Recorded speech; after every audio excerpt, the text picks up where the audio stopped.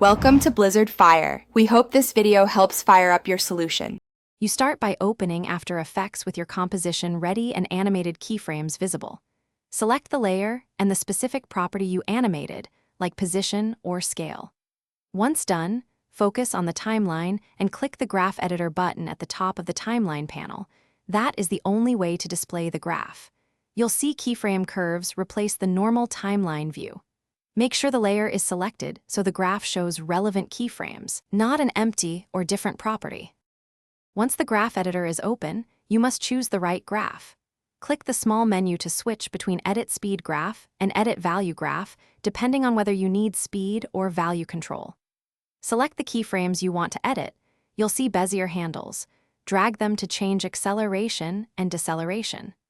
Make sure to zoom and use frame snapping for precise adjustments, because small handle moves can greatly alter motion. You'll often toggle between the two graph types to refine both timing and numeric values. To finish, apply Easy Ease or adjust individual handles for a natural feel. Use roving keyframes when you need uniform speed between points. Once satisfied, fit the graph to view and scrub the comp to confirm motion matches intent. If something goes wrong and the graph editor appears empty, make sure the layer and property are selected. Otherwise, reset the workspace or restart After Effects. That simple troubleshooting step fixes most missing graph issues and gets you back to precise curve editing quickly.